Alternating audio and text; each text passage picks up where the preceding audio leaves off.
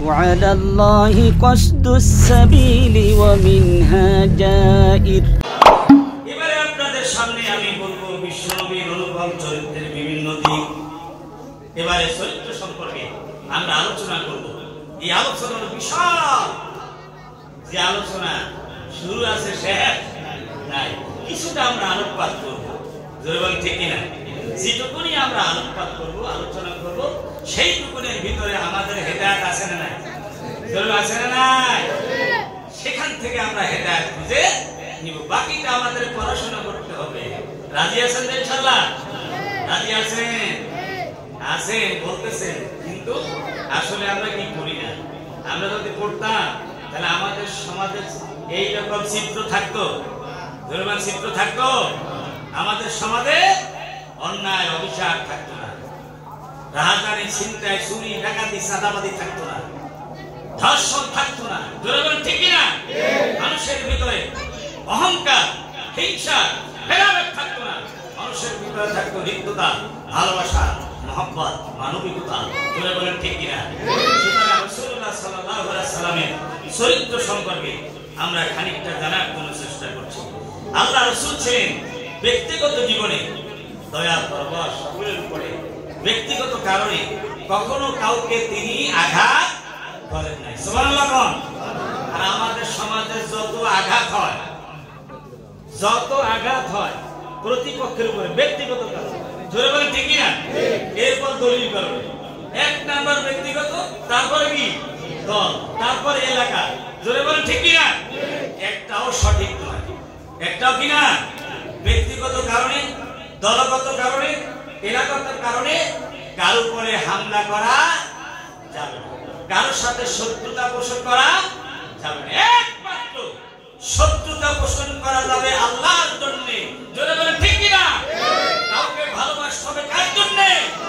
মানে হাব্বা লিল্লাহ ওয়া আবগাদা লিল্লাহ ওয়া আতা লিল্লাহ ওয়া মানা লিল্লাহ ফাকাদ ইসতাকবালা ঈমান। বলেন আল্লাহু আকবার। যে আল্লাহর জন্য ভালোবাসলো, আল্লাহর জন্য কাউকে সাথে শত্রুতা রাখলো, এবার আল্লাহর জন্য কাউকে দিল, এবার কাউকে না দিল তা আল্লাহর জন্য, আল্লাহ রাসূল বলেন সে পরিপূর্ণ মুমিন হয়ে গেল। আল্লাহু আকবার। আমরা পারবো তো ইনশাআল্লাহ? পারবো। আল্লাহ রাসূল ব্যক্তিগত কারণে কাউকে তিনি মানে কি করেন না, কখনো মারেন না। বলছেন কে? প্রিয়তম স্ত্রী হযরত আয়েশা রাদিয়াল্লাহু তাআলা উম্মুল মুমিনিন, তিনি বলেন মা যারাবা রাসূলুল্লাহ সাল্লাল্লাহু আলাইহি ওয়াসাল্লাম, মনে রাখবেন আমি প্রতিটি কথা অনুকূলে আমি হাদিস কুরআন এর দিয়ে আলোচনা করি, কিসসা কাহিনীর কথা বলি একটু কম। ভাইরা আমার, হযরত আয়েশা রাদিয়াল্লাহু তাআলা বলেন মা যারাবা রাসূলুল্লাহ সাল্লাল্লাহু আলাইহি ওয়াসাল্লাম শাইয়ান কাতু বিয়াদিহি ওয়ালা ইমরাতান ওয়ালা খাদিমান ইল্লা আন ইউজাহিদা ফি সাবিলিল্লাহ। আয়েশা রাদিয়াল্লাহু তাআলা তার স্বামীর ব্যাপারে অকপটে সাক্ষ্য দিচ্ছেন। আমাদের সমাজে কিন্তু স্ত্রীরা স্বামীর ব্যাপারে 100% সাক্ষ্য দিতে পারে না, ধরে বলেন ঠিক কিনা? এই জন্য কথায় বলে পীরসেন না গায়, পীরসেন না মায়, আর পীরসেন না ঘরের জননা। এলাকায় যদি বড় পীর সাহেব হয়, পীর মানে অর্থাৎ বড় কেউ, বড় একজন নেতা হোক, পীর হোক, যে হোক, ঠিক না? সেইটা এলাকায় বড় হইয়া সে বড় ভাব দেখাইতে পারে না, কারণ তার চরিত্রের প্রভাব এতটা নাই যে সব মানুষের উপরে প্রভাবিত হয়ে একদম আকাশচুম্বী হয়ে যাবে। এরকম মানুষ রাসূল ছাড়া কাউকে খুঁজে পাওয়া।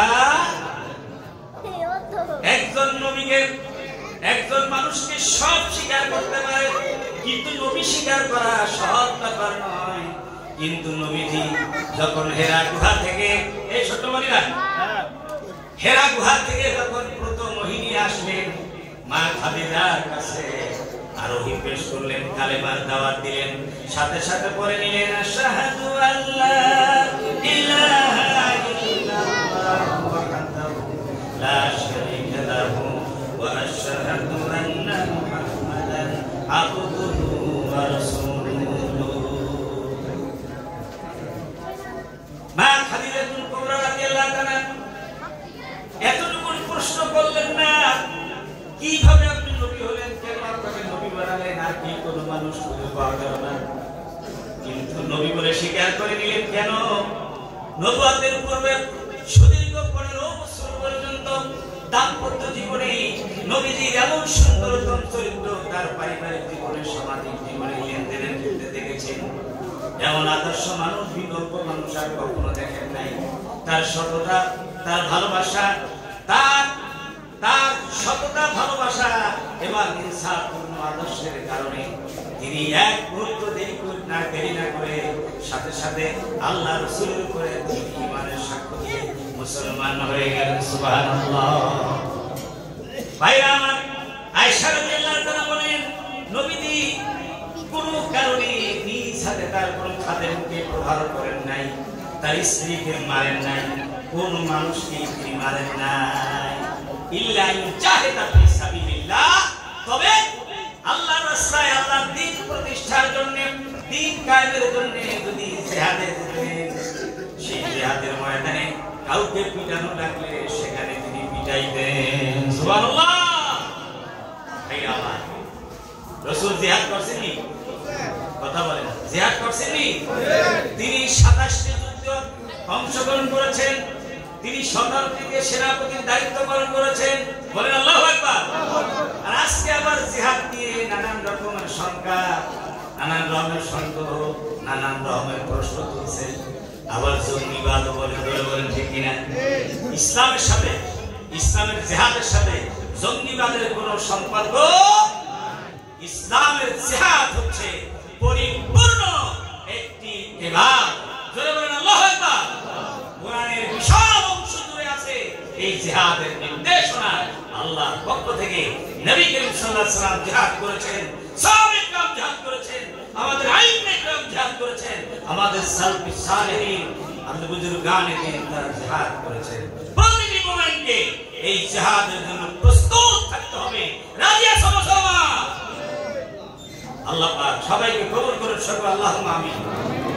আল্লাহ রাসূল বলেছেন, মুসবাসানি আল্লাহ ইলা আখির হাদিহিল উম্মাহ, আমাকে যখন প্রেরণ করা হয়েছে তখন থেকে জিহাদ চালু হয়েছে। লা ইউতিরু যাওরুজাইন ওয়া আদু আদিল, কোন জালেমের জুলুম এবং কোন ইনসাফকার বাদশার ইনসাফ এই জিহাদ বন্ধ করতে পারবে না। কিয়ামত পর্যন্ত জিহাদ চালু থাকবে। জোরে বলেন আল্লাহু আকবার। কি বলছেন? বিশ্বনবী জনাব মুহাম্মদ রাসূলুল্লাহ সাল্লাল্লাহু আলাইহি ওয়াসাল্লাম। ওই জিহাদের জন্য আমরা প্রস্তুত আছি ইনশাআল্লাহ। একজন মুসলমানের জীবন হবে মুজাহিদানা জিন্দেগি, 24 আওয়ার সব সময় আমরা জিহাদের জন্য প্রস্তুত। তার মানে সব সময় ঢাল তরল নিয়ে বসে থাকি না, সেরকম জিহাদ দুটো না। জিহাদ কতটা বুঝতে হবে, কথা বুঝবেন, মেমোরিতে নেবেন, অনুধাবন করবেন, চিন্তা করবেন, গবেষণা করবেন। কথাটা উড়াই দেবেন না, হাইসা উড়াই দেবেন না, আবার আবেগও আপনি ঢাল তরল নিয়ে সবসময় লাফাইয়া করবেন না। জোরে বলেন ঠিক কিনা? সময় আছে, ব্যালেন্স রাখতে হবে। ভারসাম্য, ইসলাম হচ্ছে ভারসাম্যপূর্ণ জীবন বিধান। আল্লাহ পাক একটা হুকুম দিয়ে দিয়েছেন, এখনই করো। যেন তাও এরকম না, যেন সিস্টেম আছে, সিস্টেম লস করা যাবে না। জিহাদ কয় প্রকার? জোরে বলেন কয় প্রকার? একটা হলো জিহাদে আকবার, আর একটা হলো জিহাদে আসগর। জিহাদে আকবার হলো নফসের সাথে যে জিহাদ করে সেইটাকে বলা বড় জিহাদ, জিহাদে আকবার। এই নফস বাংলার প্রতিশব্দের প্রবৃত্তি, খায়ের সাথে নফসটা প্রতি মানুষের সাথে আছে, প্রত্যেক মানুষের সাথে কি এই নফস সব সময় উল্টা দিকে পরিচালিত করবে। তুমি একটা নামাজ পড়িস, নামাজ পড়ে কি হবে? রোজা রাখিস না, হ্যাঁ, তো খানা দানা কি অভাব করছে নাকি? ঠিক কিনা? আরে ডান হাতের কামাই হবে না, বাম হাতের কামাই লাগবে। বর্তমান যুগে কিছু লিখতে শিখতে বলা লাগে। জোরে বলেন ঠিক কিনা? এভাবে করে মানুষকে ডাইভার্ট করে, নাম কি? নফস। আর এই নফসরে চালাকে শয়তান। জোরে বলেন ঠিক কিনা? এই নফস 24 ঘন্টা আছে না নাই? সকালেও আছে আমার সাথে, বিকেলে আছে, চেতনে আছে, ঘুমন্ত অবস্থায় আছে, সব সময় নফস আছে। এই নফসের খেলা করতে হবে, নফসের সাথে যুদ্ধ করতে হবে, জিহাদ করতে হবে প্রতিনিয়ত। এই জিহাদের থেকে মুসলমানেরা এক মুহূর্ত তারা বিরত থাকতে পারবে না। এক মুহূর্ত যদি বিরত থাকে তাহলে তাকে কাফের মুশরিক নাস্তিক বানায়া ছাড়বে। বলে ঠিক না? এই জিহাদ আমাদের সব সময় আমরা করতে হবে। এই হলো জিহাদে আকবার। এই জিহাদে আকবার করে যারা নিজেকে প্রস্তুত করতে পারবে তারাই ওই জিহাদে আসকার ময়দানে জিহাদ কাফের বেঈমান মুশরিক যারা ইসলামে বাধা দিবে, কোরআনে বাধা দিবে, তাদের বিরুদ্ধে লড়াই করতে হবে। জোরে বলেন ঠিক কি না? যারা এই নফসের সাথে যুদ্ধ করে নিজেকে প্রস্তুত করতে পারে নাই তারা একটা ঠাসঠুস শুনলেই স্যান্ডেল নিয়ে পড়াবে। জোরে বলেন ঠিক কি না? আর যারা প্রস্তুতি নিতে পারবে তারা রক্ষায় সামনে আগে থাকবে, শত্রু কোন দিকে যাচ্ছে। জোরে বলেন ঠিক কি না? আমার বন্ধুগণ, তা না হলে সাহাবে کرام 313 জন মুসলমান 1000 সশস্ত্র কাফেরের বিরুদ্ধে বদরের ময়দানে প্রথম যুদ্ধে এই বিজয় ছিনিয়ে আনতে পারতেন না যদি এই ঈমান না থাকতো। ধরে বলেন ঠিক কি না? ফিদায়ে বদর পয়দা কর, ফিদায়ে বদর পয়দা কর के फरिश्ते तेरी नुसरत को उतर सकती है गर्दों से कतर अंदर कतरा भी। अल्लाहु আকবার। বদরের ময়দানে ওই সাহাবে کرام 313 জনের ঈমানদীপ্ত সাহস নিয়ে আর যদি তোমরা ময়দানে নামো তারা যেভাবে হাজার হাজার কাফিরদের বিরুদ্ধে লড়াই করে বিজয় ছিনিয়ে এনেছিলে, বদরের যুদ্ধে বিজয় হয়েছে মুসলমানের প্রথম যুদ্ধ, ঠিক কিনা বলেন?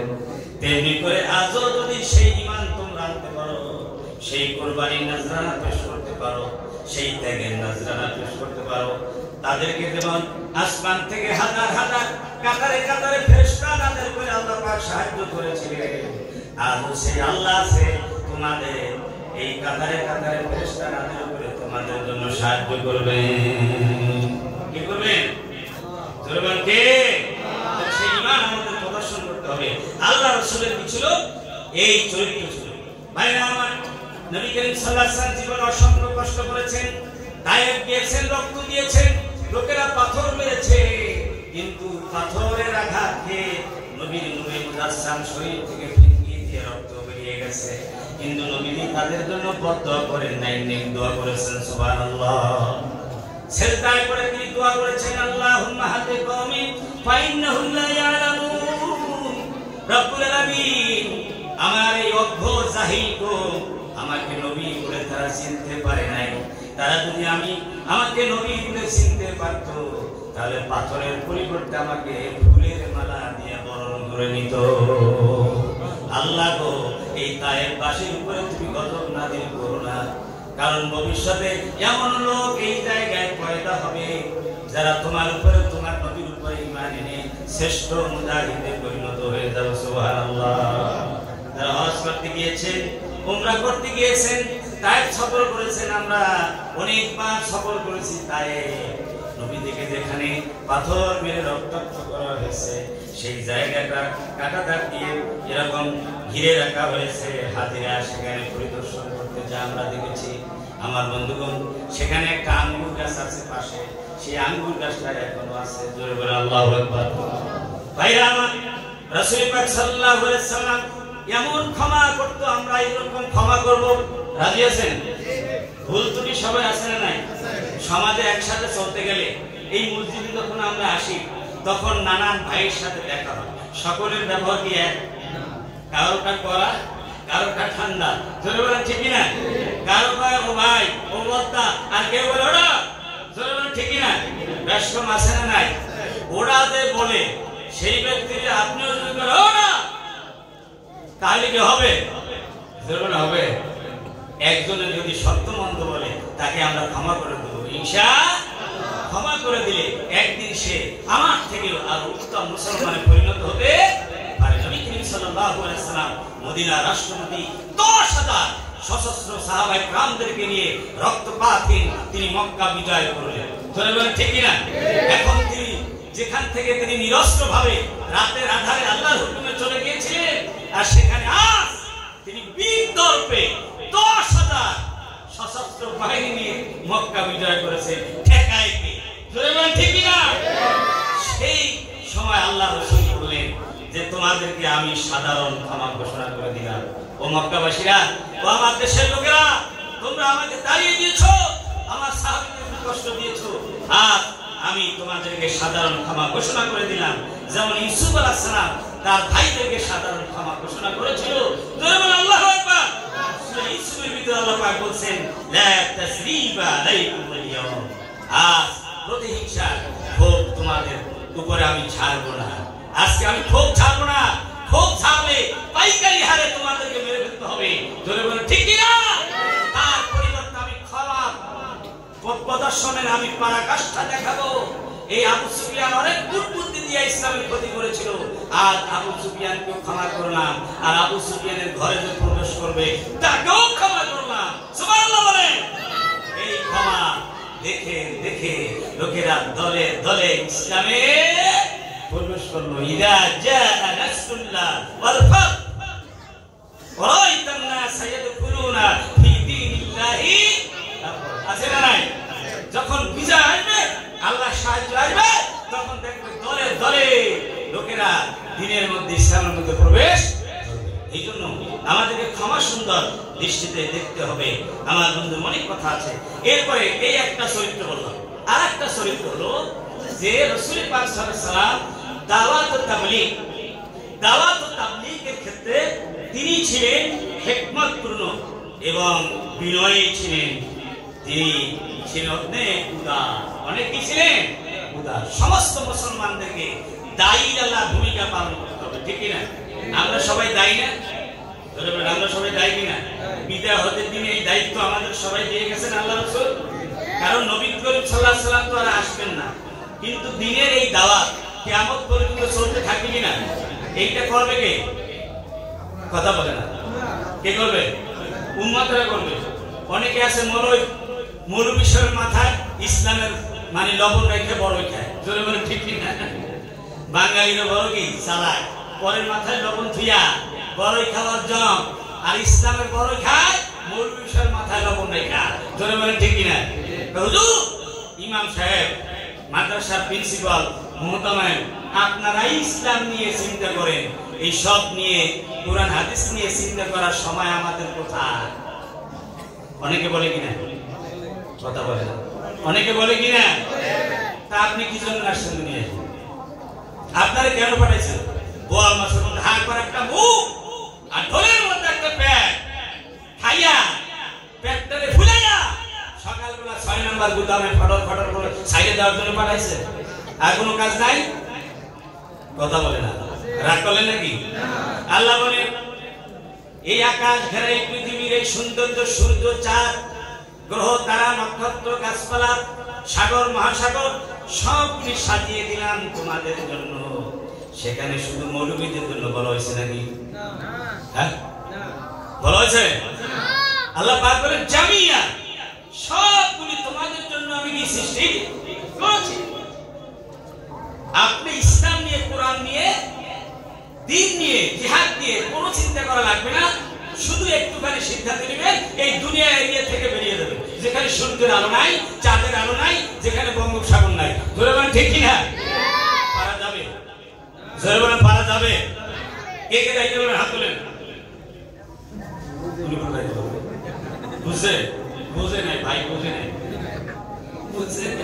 আচ্ছা বলেন, এই পৃথিবীর এরিয়া থেকে আমরা কেউ বেরিয়ে যেতে পারবো? কে কে পারবো না? হাত তোলেন। এবারে সবাই আমরা কেউ পারবো না। কেউ পারবো? কারণ আল্লাহ ছাড়া আর কোন পৃথিবী কেউ তৈরি। ইয়া মাশারাল জিন্নি ওয়াল ইনসি ইন ইসতাতাতুম আন তানফুদু মিন আকতারিস সামাওয়াতি ওয়াল আরদি ফানফুদু। আমি দলিল দিয়ে বলছি, আন্দাজে বলি না। আল্লাহ রাব্বুল আলামিন বলেন, ও মানব জাতি, জিন জাতি শুনে রাখো, যদি তোমরা পারো চেষ্টা করো, প্রতিযোগিতা দাও, সবাই একযোগে চেষ্টা করে আমার এই আকাশ ঘেরা এই পৃথিবীর এরিয়া থেকে তোমরা বেরিয়ে যাও, যেখানে কোনো সূর্য নাই, চাঁদ নাই, সাগর মহাসাগর নাই, এরকম পৃথিবী নাই, ভিন্ন এক জগতে চলে যাও। যদি পারো ফানফুদু, যাও যাও যাও, যাওয়া যাবে। ফাইনাল মামার ফাইনা তাযহাবুন, কোথায় যাবা? লা তানফুদুনা ইল্লা বিসুলতান, যেখানেই যাইবা সেইখানে আমি আল্লাহর রাজত্ব চলবে। সুবহানাল্লাহ। আল্লাহর রাজত্ব চলবে, জোরে বলেন ঠিক কি না? তাহলে ইচ্ছায় অনিচ্ছায় তোমাদের এখানেই থাকতে হবে। সুতরাং কোরআন নিয়ে, ইসলাম নিয়ে, দিন নিয়ে, আল্লাহর দিন প্রতিষ্ঠার আন্দোলন নিয়ে তোমাদের চিন্তা করা লাগবে কিনা? লাগবে কিনা? মান ফিস সামাওয়াতি ওয়াল আরদি তাওমান ওয়া কারহা। আকাশে যা কিছু আছে, জমিনে যা কিছু আছে, সবাই ইচ্ছায় অনিচ্ছায় কার কথা মানে? আমাদেরকেও মানতে হবে, আমাদেরকেও কি করতে হবে? সুতরাং ইচ্ছা অনিচ্ছায় আমাদের দাওয়াত ফি সাবিলিল্লাহ কাজ করতে হবে। সুতরাং নবী করিম সাল্লাল্লাহু আলাইহি ওয়াসাল্লামের পদাঙ্ক অনুসরণ করতে আল্লাহ পাক বলেন, উদু ইলা সাবিলি রাব্বিকা বিল হিকমাতি ওয়াল মাউইযাতিল হাসানা। তুমি আল্লাহর পথে, তোমার রবের পথে দাওয়াত দাও, হিকমতের মাধ্যমে সুন্দর বাক্য বিনিময়ে মানুষকে দাওয়াত দাও। দেখবা মৌমাছির মতো, পিপিলিকার মতো ওই মৌচাকের ভিতরে যখন মৌ নিয়ে আসে, মধু আহত করে, তেমনি করে তোমার কাছে লোকেরা ধর্ণা দিবে। ধরে বলেন ঠিক কিনা? আর যদি তুমি কোদালের মতো করো, ঘন্টা দাও দিয়ে যেরকম মানে গাছ কাটে, সেই রকম যদি তুমি কথা বলো, তোমার কাছে একটা মানুষও কি তোমার পাশে পাশে একটা মানুষও তুমি পাবে না। ভাইরা আমার, এই জন্য নবী করিম সাল্লাল্লাহু আলাইহি সাল্লাম তিনি চমৎকার ভাবে দাওয়াত দিয়েছেন। এক যুবকের কথা বলি, হযরত আবু উমামা রাদিয়াল্লাহু তাআলা বলেছেন, ইন্না ফাতান শাবান আতান নবী সাল্লাল্লাহু আলাইহি ওয়াসাল্লাম ফাকাল ইয়া রাসূলুল্লাহ ইজাননি বিজিনা। একজন যুবক আসলো, ভালো করে শুনেন, একজন যুবক আসলো, যুবক এসে বলছে, হে আল্লাহর রাসূল, আমি দুনিয়ায় এমন কোন শয়তানি কাজ নাই, খারাপ কাজ নাই যা করি না, সব করি, সবই করি, আমি ভালো হইতে আসছি, আমাকে সবগুলি থেকে আপনি বিরত থাকতে উপদেশ দিতে পারবেন, কিন্তু একটা বিষয় আমাকে অনুমতি দিলে আমি ইসলাম কবুল করব। কি বিষয়? সেটা শুনলেই খারাপ লাগে, সেটা হলো জিনা। মানে গার্লফ্রেন্ডের সাথে রাত কাটানোর জন্য সুযোগ দিতে হবে, বলে নাউযুবিল্লাহ। জিনা ব্যভিচারের জন্য কিন্তু অনুমতি দিতে হবে। এই কথাটা আমরা যখন শুনলাম, আমাদের কাছে কোনো খারাপ লাগছে না? সাহাবে কেরামের কাছে খারাপ লাগছে না? সমস্ত সাহাবে কেরাম সমস্ত সাহাবে কেরাম তাকে ভর্ৎসনা দিতে লাগলো, ধমকাইতে লাগলো, এই বেটা আকুলু মাহনা, সাহাবে কেরাম বেটা কি বলছ? নবী করিম সাল্লাল্লাহু আলাইহি ওয়াসাল্লামের সামনে এই রকম বেয়াদবি কথা নবীকে বলতেছে যে আমাকে জিনার পারমিশন দিতে হবে, বলে নাউযুবিল্লাহ। নবী করিম সাল্লাল্লাহু আলাইহি ওয়াসাল্লাম কি বললেন? সাহাবে কেরামের মতো বলেন নাই, বলছেন যে উদনুহু, তাকে আমার কাছে নিয়ে আসো। বলেন আল্লাহু আকবার। ওই যুবককে কাছে নিয়ে ডাকলেন, ডাকার পরে তার মাথায় হাত বুলালেন, পিঠে হাত বুলাইয়া বললেন, ও যুবক শোনো, তুমি যে খারাপ কাজটা করতে চাইতেছো সেটি তো কোনো নারীর উপরে করতে হবে। তোমার মায়ের সাথে এমন কিছু করুক কেউ তুমি পছন্দ করো নাকি? বলে না। তোমার মেয়ের সাথে করুক তাও কি পছন্দ করে? বলে না। তোমার বোনের সাথে, তোমার ফুপুর সাথে, তোমার খালার সাথে একটা রাজি হলো না, আর বললো, হে আল্লাহর রাসূল, এই কাজটি কোনো মানুষ করতে দেবে নাকি? এবার তার ভিতরে কিছু মানবিকতা জাগ্রত হচ্ছে, কোন মানুষ দিবে না, কোন মানুষ এই কাজ করার জন্য তার কোনো আত্মীয়ের সাথে কাউকে অনুমতি দিবে না। যদি অনুমতি না দেয়, তাহলে তুমি কিভাবে অন্যের মায়ের সাথে, অন্যের বোনের সাথে, অন্যের মেয়ের সাথে, ফুপুর সাথে, খালার সাথে তুমি এরকম একটা খারাপ জিনিসে লিপ্ত হতে চাও? এটা কি তোমার জন্য শোভনীয়? সুবহানাল্লাহ। আল্লাহ রাসূলের এই মধুমাখা, এই দরদ ভরা কণ্ঠে এই কথা তার অন্তরের ভিতরে মানে শীত বিদ্ধ এবং আসর পজির হলো এবং প্রভাবিত হলো, এবং সাথে সাথে তার দেহ কি হয়ে গেল? নরম হয়ে গেল। আল্লাহর নবী এই যুবকের জন্য দোয়া করে দিলেন, আল্লাহুম্মা ইগফির যামবাহু ওয়া তাহহির কলবাহু ওয়া হাসসিন ফারজাহু। আল্লাহ রাব্বুল আলামিনের কাছে এই যুবকের জন্য আল্লাহর নবী দোয়া করলেন, রব্বুল আলামিন এই যুবক বিগত জীবনে যত পাপ রাশি করেছে, যত গুনাহ করেছে, সমস্ত গুনাহ তুমি ক্ষমা করে দাও। আমি রাসূল হয়ে তার পক্ষে আমি ক্ষমা চাচ্ছি, তাকে ক্ষমা করে দাও, আর তার অন্তরকে পবিত্র করে দাও, আর তার লজ্জার স্থানকে তুমি হেফাজত করো, সতীত্ব বজায় রাখো। আল্লাহর নবীর দোয়া কবুল হয়ে গেল, আর সাথে সাথে ইসলাম কবুল করলো। জীবনে এরকম খারাপ কাজের চিন্তা আর কখনো এই যুবক করে নাই। সুবহানাল্লাহ। নবী করিম সাল্লাল্লাহু আলাইহি সাল্লামের দাওয়াত কিভাবে প্রভাবিত হয়েছিল আমরাও দাওয়াত দেই। জোরে বলেন ঠিক কি না? এলাকার সব মানুষ কি নামাজ পড়ে? কি বলে, পড়ে নাকি? অনেক মানুষ শুধু জুমা পড়ে, পাঁচ ওয়াক্ত নামাজ পড়ে না। কেউ চার ওয়াক্ত পড়ে, ফজর ওয়াক্ত পড়ে না। এখন আপনি তাকে দাওয়াত দিবেন নামাজে, কি বলবেন? ভাই ওই আপনি জুমার নামাজ পড়েন তো অনেক ভালো কাজ, কিন্তু যদি পাঁচ ওয়াক্ত নামাজ পড়তেন আরো ভালো হতো, ঠিক কি না? ওই আপনি চার ওয়াক্ত পড়ে ফজরের নামাজটা যদি জামাতে পড়তেন তাহলে অনেক ভালো হতো না ভাই? এরকম করলে সেই ব্যক্তি ফজরের জামাতে আসবে, আপনার দাওয়াত কবুল।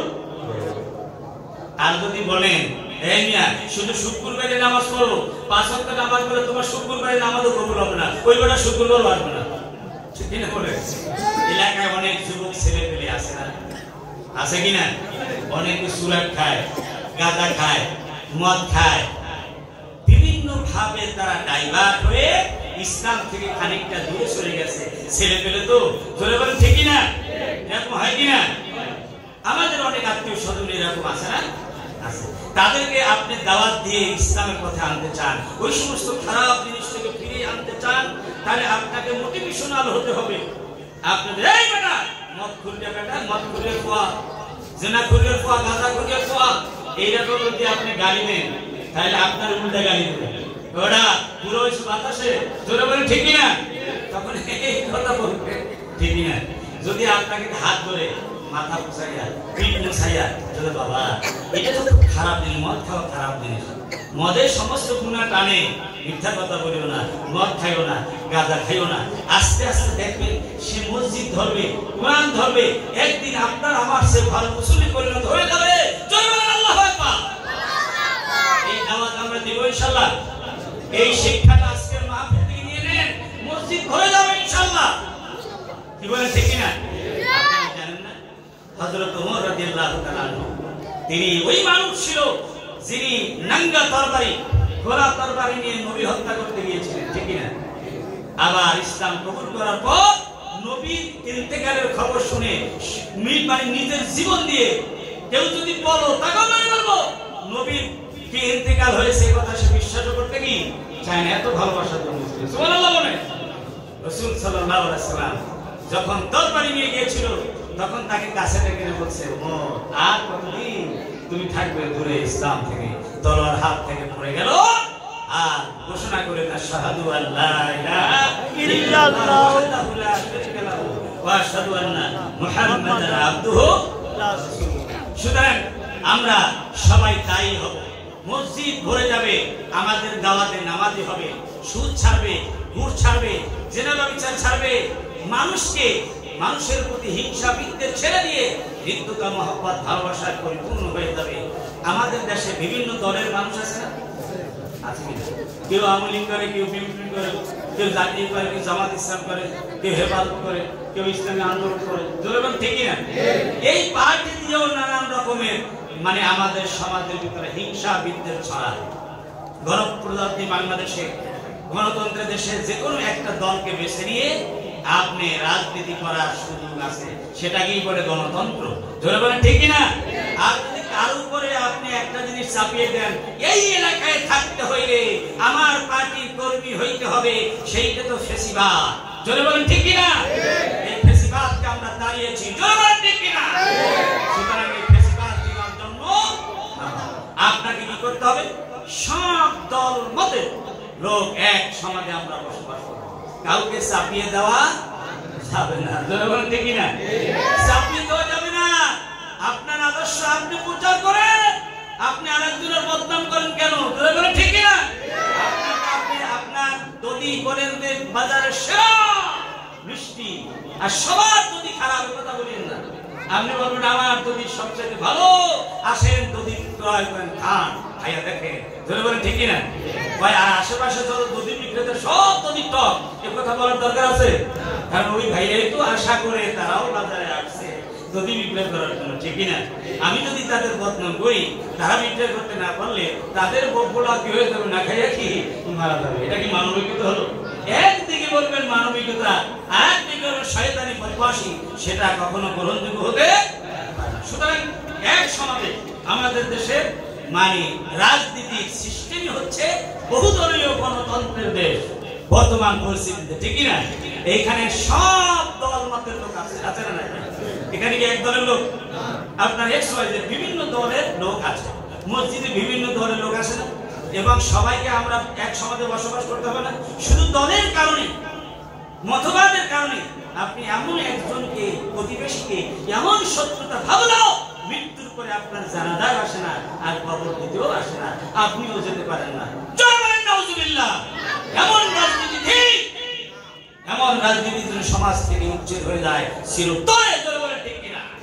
একে অপরের প্রতি হতে হবে, সহিষ্ণু হতে হবে, সম্মান প্রদর্শন করতে হবে। জোরে বলেন ঠিক কিনা? রাজি আছেন? সবাই রাজি আছেন? রাজি আছেন? কারা কারা একটু হাত ধরে দেখান। সবাই আমরা ঐক্যবদ্ধ থাকবো, যার তারটা করবো, কেউ কারোটার উপরে কি করবো না, হস্তক্ষেপ করবো না। আল্লাহ দ্বীনের উপরে থাকার জন্য আমরা চেষ্টা করব। আমার বন্ধুগণ, সুতরাং নবী করিম সাল্লাল্লাহু আলাইহি ওয়াসাল্লাম এইভাবে আমাদের জন্য আদর্শ রেখে গেছেন। আল্লাহর নবী তিনি নারী অধিকার দিয়েছেন, নারী সমাজের অধিকার ছিল না। আপনারা জানেন ইসলামের পূর্ব যুগে নারীদের কোনো অধিকারই ছিল না। নারী জন্মগ্রহণ করা মহাপাপ আর একটা কলঙ্কের বিষয় ছিল। যেই পরিবারের নারী জন্মাত, সেই পরিবারের প্রধান যিনি পিতা ছিলেন, তিনি তার নিজ দায়িত্বে এই সন্তানকে গর্ভস্থ করত। অসংখ্য ঘটনা রয়েছে হাদিস শরীফের ভিতরে। আমার বন্ধুগণ, এই নারীদের তাদের ব্যক্তিগত, তাদের আর্থিক, রাজনৈতিক, সামাজিক কোনো অধিকার ছিল না। কন্যা হিসেবে, মা হিসেবে, স্ত্রী হিসেবে, সমাজের একজন সদস্য হিসেবে।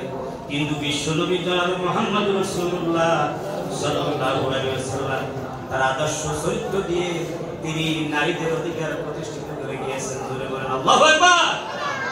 কারণ এই পৃথিবীতে পুরুষ অর্ধেক আর নারী পুরুষ উভয়কে দিয়ে এই ইসলাম প্রতিষ্ঠিত হয়েছে। শুধু পুরুষ দিয়ে আর শুধু নারী দিয়ে মানবের বাগান সাজানো সম্ভব নয়, যেমন সুস্থ সমাজ বিনির্মাণ করা সম্ভব নয়। এই জন্য নারী পুরুষ উভয়কেই আল্লাহ রাব্বুল আলামিন সম্মান দিয়েছেন, ইজ্জত দিয়েছেন। নবীজি এই নারীদের অধিকার প্রতিষ্ঠিত করতে গিয়ে তিনি অনেক কথা বলেছেন। কন্যার ব্যাপারে বলেছেন, সব কথা তো বলতে পারবো না, দুই একটি কথা বলি। মিন বাক্কাতিল মারআতি ইফতিকারুহা বিল উনসা। হাদিস শরীফে এসেছে যে নারী যেখানে জন্মগ্রহণ করা ছিল মহাপাপ, কলঙ্ক, সেখানে আল্লাহ রাসূল বলেন নারীর সবচেয়ে বড় বরকতময় দিক হলো প্রথমে কন্যা সন্তান প্রসব করা। জয় বলেন আল্লাহু আকবার। কিন্তু আজও এই আধুনিক সভ্য সমাজে, যেটাকে আমরা সভ্য সমাজ বলি, এখনো কিন্তু কন্যা সন্তান জন্মগ্রহণ করলে পরিবারের সকল সদস্য খুশি হতে পারে। কথা ঠিক কিনা? কথায় একমত কিনা আপনারা? এমনি বলে, এই তোমার মেয়ে হয়েছে, তুমি কি খুশি না বেজার? কি কর? আমি বেশি খুশি, কিন্তু ভিতরে ভিতরে তার মন খারাপ। জোরে বলেন ঠিক কিনা? ওই এই মাইয়ারে এমএ পাস করে, বিএ পাস, ইঞ্জিনিয়ার, ডাক্তার বানাইয়া, মৌলবি বানাইয়া পরে ঘরে দিতে হবে, এর থেকে কোনো তো আউটপুট পাবো না। আর একটি ছেলে যদি হতো তাহলে ইঞ্জিনিয়ার, ডাক্তার হয়ে এমবিএ, বিপিএ পাস করে মেম্বার হইতে, চেয়ারম্যান হইতে, এমপি হইতে, প্রধানমন্ত্রী, কোনো কিছু উপকার পাইতাম। জোরে বলেন ঠিক কিনা? কিন্তু কখনো কখনো মেয়েও কিন্তু পুত্র সন্তানের থেকে অনেক যোগ্যতা সম্পন্ন হওয়া। জোরে বলেন ঠিক কিনা? কারণ হযরত ঈসা আলাইহিস সালামের বাপে দোয়া করছিল মসজিদের খেদমত করার জন্য, একটা পুত্র সন্তান চাইছিল। আল্লাহ কি দিয়েছিলেন? আল্লাহ কি পুত্র সন্তান দিয়েছিলেন না কন্যা সন্তান? কন্যা মারিয়ামকে দিয়েছেন, মারিয়ামকে। তো একটু মনক্ষুণ্ণ আল্লাহ পাক লাইসা যাকাতাল উনসা, তুমি যে একটা পুত্র সন্তান কামনা করেছিলে তোমার অন্তরের ভিতরে, সেটার থেকে আমি যে কন্যা সন্তান দিয়েছি অনেক অনেক গুণ সেরা। বলেন আল্লাহু আকবার। বলছেন যে মহিলাদের সবচেয়ে বরকতময় দিক হলো প্রথমেই কন্যা সন্তান জন্মগ্রহণ করা, ভূমিষ্ঠ করা। সুবহানাল্লাহ। কন্যা সন্তান দেওয়ার মালিককে, পুত্র সন্তান দেওয়ার মালিককে, পুত্র আর কন্যা দেওয়ার মালিককে, কিছুই না দিয়ে বন্ধ করে রাখার মালিককে। সবটাই কি আল্লাহর হাতে ন্যস্ত। কিন্তু দুঃখজনক হলো সত্য যে আমাদের সমাজে কিছু লোক আছে যে যদি কন্যা সন্তান জন্মগ্রহণ করে তার মুখ খারাপ করে, আর এজন্য মানে বউকেই দায়ী করে, ওই সন্তানের মাকে দায়ী করে। আর যদি বারবার কন্যা সন্তান হয় তাহলে তো ক্ষোভে পেটে পড়ে বাপের বাড়ি তুলে রাখে আর বলে পরবর্তী সন্তান যদি পোয়া নয় বা তোমার খবর আছে তাহলে 3 তালাক পাইলা। জোরে বলে ঠিক কি না? নাউযুবিল্লাহ, নাউযুবিল্লাহ। এইটার নাম হলো কপাল পোড়া স্বামী। কি পোড়া স্বামী? জোরে বলে কি পোড়া স্বামী? যারা কন্যা সন্তান হওয়ার কারণে দায়ী দিবে বউকে, এলো কপাল পোড়া স্বামী। যদি দায়ী হয় স্বামী স্ত্রীর মধ্যে, তাহলে 1 নম্বরের দায়ী হবে কে? স্বামী। 2 নম্বরের দায়ী হবে স্ত্রী। আসলে কেউ দায়ী না, কেউ, এটা আল্লাহর বিধান। তাহলে কন্যা সন্তানকে যেই ঘরে জন্মগ্রহণ করে নবীজি বলেন জান্নাতের ফুল। সুবহানাল্লাহ। এই কন্যা সন্তান যখন বিবাহিত হয়ে যায়, যখন বিবাহ দেয় তার সম্মান আর একটা গ্রেড বেড়ে যায়। এই কন্যা সন্তান তখন তার নাম হয়ে যায় বধূ, নাম হয়ে যায় স্ত্রী। স্ত্রীর সম্মান আল্লাহ রাসূল বলেছেন স্ত্রী দেখল মারাতুন রায়াতুন আলা বাইতে জাওজিহা। এই কন্যা সন্তান যখন বিবাহিত রূপ ধারণ করে সে আরেকজন স্ত্রী হয়ে যায়। স্ত্রী স্বামীর ঘরের রানী। সুবহানাল্লাহ। স্বামীর ঘরের সম্রাজ্ঞী, দায়িত্বশীলা, পুরো ঘরের দায়িত্ব কার? স্ত্রীর উপর বর্তায়। সুবহানাল্লাহ বলে এত সম্মান। নবীজি বলেন দুনিয়া কুল্লুহা মাতা ও খায়রু মাতাইদ দুনিয়াল মারাতিস সালিহা। দুনিয়া সব কিছু চোখে যা দেখতে পাও সবগুলি হচ্ছে আল্লাহর নিয়ামত, সবগুলি সম্পদ। এই জাগতিক সম্পদের ভিতরে উত্তম সম্পদ হলো আল মারাতিস সালিহা, নেককার বিবি। সুবহানাল্লাহ। উত্তম সম্পদ হলো নেককার বিবি। অন্য হাদিসে বলেছে আরবাউমান উতিয়াহুন্না, 7টা জিনিস যাকে আল্লাহ পাক দিয়েছেন, উতিয়া খায়রাত দুনিয়া ওয়াল আখিরাহ, দুনিয়া আখিরাতের সব উত্তম নিয়ামত তাকে দেওয়া হয়েছে। সেই 7টা নিয়ামত কি? কলবুন শাকিরুন, লিসানুন যাকিরুন, ওয়া বাদানুন আলাল বালায় সাবিরুন, ওয়া যাওজাতুন লা তাবকি খাওনান ফি বাইতি যাওজ মালি যাওজিহা, যে ওয়াফি নাফসিহা, যে 4টি জিনিস। একটা হলো শুকরকারী অন্তর, আর জিকিরকারী জবান, আর ধৈর্য ধারণকারী বদন শরীর, আর খেয়ানত না করা মানে স্ত্রী, যিনি নিজের সত্তার ভিতরে স্বামীর অনুপস্থিতি খেয়ানত করে না, তার সম্পদের ভিতরে খেয়ানত করে না। এই 4টি নিয়ামত যাকে দিয়েছেন, দুনিয়ার সব আখিরাতের সব নিয়ামত তাকে দেওয়া হয়েছে। বলেন আল্লাহু আকবার। নারীদেরকে এত সম্মান দিয়েছেন আল্লাহ রাসূল। এই নারী যখন সন্তান জন্মায় তখন তার নাম হয়ে যায় মা। একটা অক্ষর লিখতে লাগে মা, কিন্তু দুনিয়ার সমস্ত সুখ শান্তি এই অক্ষরটার ভিতরে ভরা। ধরে বলে ঠিক কিনা? মায়ের নাম ধরে যখন আমরা ডাক দিব, দুনিয়ার সব বেদনা দুঃখ সবগুলি আমরা ভুলে যাব। কোন বিপদ মুসিবতে পড়ে কাছে পেয়ে আল্লাহ কি তো ডাকা উচিত, কিন্তু আবার তা কখনো কখনো আমাদের মুখ দিয়ে বেরিয়ে যায় ও মা। বাইরে কিনা আমরা যেন কাছে পাই মাকে, এই জন্য মাকে আমরা ডাক দেই। আসলে ডাক দিতে হবে কাকে? আল্লাহকে। মা ডাকার সাথে সাথে অন্তরের ভিতরে তো কালিমা আছে, যত কষ্ট মুসিবত আছে সবগুলি ধুয়ে মুছে পরিষ্কার হয়ে যায়। সুবহানাল্লাহ। নবীজি বলে ইন্নাল জান্নাতা তাহতা আকদামি উম্মাহাতিকুম, তোমাদের জান্নাত হলো মায়েদের পদতলে। সুবহানাল্লাহ। পুরুষের পায়ের তলে জুতা স্যান্ডেল, আর মায়েদের পদতলে হলো জান্নাত। আল্লাহর জান্নাত তার মানে মায়ের পায়ের তলটা খুললে জান্নাত পাওয়া যাবে এমনটা না, বরং তার খেদমত করতে করতে চূড়ান্ত খেদমত প্রদর্শন করতে হবে। এই জগতে আল্লাহ রাসূলের পরে পৃথিবীতে সেরা মানুষ যদি থাকে তাকে ভালোবাসা, তাকে ভালো ব্যবহার দেওয়ার তিনি এক নম্বরে হচ্ছেন মা। কোন একজন লোক এসে রাসূলের দরবারে প্রশ্ন করলেন, মান আহাক্কু বিহুসনি সাহাবাতি, ইয়া রাসূলুল্লাহ, আমার ভালো ব্যবহার পাওয়ার বেশি হকদার কে? নবীজি বলেন, উম্মাকা সুম্মা মান ক্বালা উম্মাকা সুম্মা মান ক্বালা উম্মাকা সুম্মা মান ক্বালা আবাকা। তিনবার মায়ের কথা বললেন, মায়ের সাথে সবচেয়ে ভালো ব্যবহার করতে হবে বেশি। চতুর্থবার বলেন বাবার কথা। তিনবার বলেন কার কথা?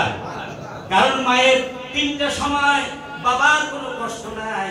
10 বার 10 দিন পেটে ধারণ করা সন্তান আর কষ্ট সহ্য করে প্রসব করা, 2 থেকে 2.5 বছর বুকের দুধ টেনে খাওয়ার, এই 3 সময় বাবার কোনো ভূমিকা থাকে না। তারপরও মামার ভূমিকা আছে।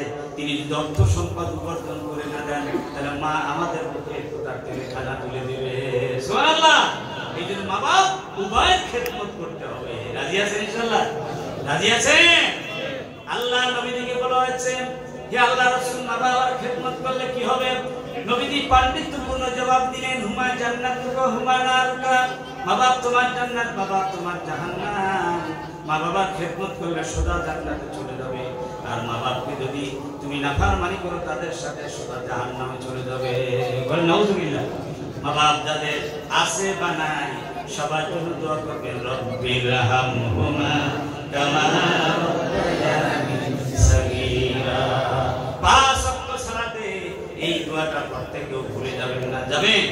কবরের পাশে যাবে, অনেক মানুষ আছে হুজুরের কবর জিয়ারত করতে যায়, অনেক মাজারে যায়, যায় কি না? আরে মাজারে তিনি শুয়ে আছে, তিনি তোমার বড় পিসাব না, বড় পিসাব হলো তোমার মা বাপ। যারা দোয়া করলে 50-50 নয়, 100% কবুল হওয়ার নিশ্চিত সম্ভাবনা। সুবহানাল্লাহ। মা বাপ দোয়া করলে এই দোয়ার মধ্যে আর আসে আজিমের মধ্যে কোনো পার্টিশন থাকে না। অন্য যে কেউ দোয়া করবে, পিসাব আলেম ওলামা ইমাম সাহেব যে হোক না কেন, তাহলে 50-50 কবুল হইতে পারে না হইতে। তবে কি দোয়া কি আমরা চাইবো না? মুরব্বীদের কাছে, আলেম ওলামা, পীর মাশায়েখ, ইমাম সাহেব সবার কাছে আমরা দোয়া চাবো, কিন্তু মা বাপ সকলের উপরে, সেটাই আমরা চাইছি আমার বন্ধুগণ। কিন্তু মা বোনদেরকে ইসলাম এত সম্মান ইজ্জত দেওয়ার পরে তাদেরকে কয়েকটি দায়িত্ব দিয়েছে। মহিলাদের জান্নাতে যাওয়া একদম সহজ। নবীজি বলেছেন, ইদা সাল্লাতিল মারাতু খামসাহা ওয়া সামাত শাহরাহা ওয়া আতাত বালাহা ওয়া সানাত ফারজাহা ফালতাকুন্নাইয়া আবওয়াবিল জান্নাতি শাহাদ। আল্লাহ নবী বলেন, আমার উম্মতের নারীরা যদি 5 ওয়াক্ত সালাত আদায় করে, যথাযথভাবে রমজানের ফরজ রোজাগুলি রাখে, আর শরীয়তের ইবাদত করে পর্দায় থাকে, আর বিবাহিত হলে স্বামীর খেদমত করে, অবিবাহিত হলে মাতা পিতার খেদমত করে, নিজের শরীয়তের ইবাদত করে, নবীজি বলেন কিয়ামতের ময়দানে তার জন্য 8টি জান্নাতের দরজা খোলা থাকবে, যে কোনো দরজা দিয়ে অনায়াসে প্রবেশ করতে পারবে। আল্লাহু আকবার। আমার মা বোনেরা যারা ওয়াজ শুনতেছেন, তারা এই কথাগুলি আপনারা মনে রাখবেন। আর ভাইয়েরা যারা শুনে গেলেন, তারা বাড়ি থেকে মা বোনদেরকে এই ওয়াজটা আপনারা শোনাবেন ইনশাআল্লাহ? শোনাবেন না? আপনাদের মধ্যেই রাখবেন। মায়েরা বোনেরা অনেক জায়গায় ওয়াজ শোনার সুযোগটা কি কম পায়। আমাদের দেশে মানে সিস্টেম লস হওয়ার কারণে মসজিদে এসে জুমার বক্তৃতাও ইমামটা শুনতে পারে না। ইমামের বক্তৃতা শোনার জন্য মসজিদে এরকম মহিলাদের জন্য আসার ব্যবস্থা করা দরকার। মধ্যপ্রাচ্যের সব মসজিদগুলো দেখি আছে, হারাম শরীফ আছে, মসজিদে নববীতে আছে, বাংলাদেশে ইদানিং গেলে কিছু কিছু মসজিদে কি হয়েছে। যদি সম্ভব হয় আপনারা ব্যবস্থা করবেন। আমার বন্ধুগণ, নবী করিম সাল্লাল্লাহু আলাইহি ওয়াসাল্লাম এভাবে আদর্শ বর্ণনা করতে করতে রাত শেষ হয়ে যাবে। নবী করিম সাল্লাল্লাহু আলাইহি ওয়াসাল্লাম ছিলেন ন্যায় ইনসাফের প্রতি, তার ভিতরে আত্মীয় অনন্ত, ধর্ম অধর্ম সবাই ছিলেন মানবিক দৃষ্টিকোণ থেকে, তিনি সবাই ছিল সমান। রাসূলের আদালতে সবাই ন্যায় বিচার পেত। জোরে বলে ঠিক কিনা? আরবে মাকজুম গোত্রের সম্ভ্রান্ত পরিবারের একজন মহিলা, তার নাম ছিল ফাতেমা। নবী করিম সাল্লাল্লাহু আলাইহি ওয়াসাল্লামের কন্যার নামও কি? ফাতেমা। ওই ফাতেমা চুরি করছে, মাকজুম গোত্রের ফাতেমা চুরি করছে। এখন রাসূলের আদালতে আসছে বিচার। রাসূল বিচার করবেন কি? কোরআন দিয়ে হাত কেটে দিবেন, ঠিক কিনা? রাসূলুল্লাহ সাল্লাল্লাহু আলাইহি ওয়াসাল্লামের কাছে সুপারিশ চাওয়া হলো। তার পালক পুত্র হযরত যায়েদ ইবনে হারেসার ছেলে, নাম উসামা ইবনে যায়েদ, রাসূল তাকে বেশি মহব্বত করতেন নাতি হিসাবে, তাকে হিব্বু রাসূলিল্লাহ বলা হতো, রাসূলের প্রিয় পাত্র। এই উসামার মাধ্যমে মানে সুপারিশ করা হয়েছিল। উসামা অনিচ্ছা সত্ত্বে রাসূলের সামনে তাদের কথা প্রকাশ করলে আল্লাহ রাসূল বললেন, উসামা তুমিও শোনো আর তাদেরকে শোনায় রাখো। যদি নাকি আজকে মখজুম গোত্রের ফাতেমা চুরি অপবাদে মানে আটক না হয়, যদি এই কাজটি মুহাম্মদ ইবনে আব্দুল্লাহ মুহাম্মদুর রাসূলুল্লাহর মেয়ে যদি ফাতেমাও চুরি করত, লাকাতাতু ইয়াদাহা, আমি তার হাত কেটে দিতে এতটুকু দ্বিধাবোধ করতাম না। আল্লাহু আকবার। তোমরা হাত কাটতে মানা করতেছো, আমার মেয়ে যদি ফাতেমা চুরি করতো, আল্লাহর কসম করে বলি, তাহলে আমি তার হাত কেটে দিতাম। এটার নাম হল ইসলাম। এটার নাম কি? ইসলাম। এরকম অসংখ্য ঘটনা হাদিস শরীফের ভিতরে এসেছে। ইসলাম যখন ক্ষমতায় ছিল, খেলাফায়ে রাশিদিন যখন ক্ষমতায় ছিল, চার খলিফা আইয়ুবে মুস্তাহিদি তারা যখন ক্ষমতায় ছিলেন, তারা ন্যায় বিচার করেছেন। কি বিচার করেছেন? আর অল্প কতক্ষণ বলবেন ইনশাআল্লাহ, আমি শেষ করে দিচ্ছি। আপনাদের কষ্ট হয় নাকি? কষ্ট হয়। আমার ভাইরা, হযরত ওমর রাদিয়াল্লাহু তাআলা তিনি তার মধ্যপায়ী সন্তানের বিচার করেছেন, ব্যক্তি আঘাত দিয়েছেন। জোরে বলেন ঠিক কিনা? বলছে না? তিনি রাষ্ট্র ক্ষমতা ছিলেন, কিন্তু তার মধ্যপায়ী ছেলে বিচার করতে তিনি দ্বিধাবোধ করেন না।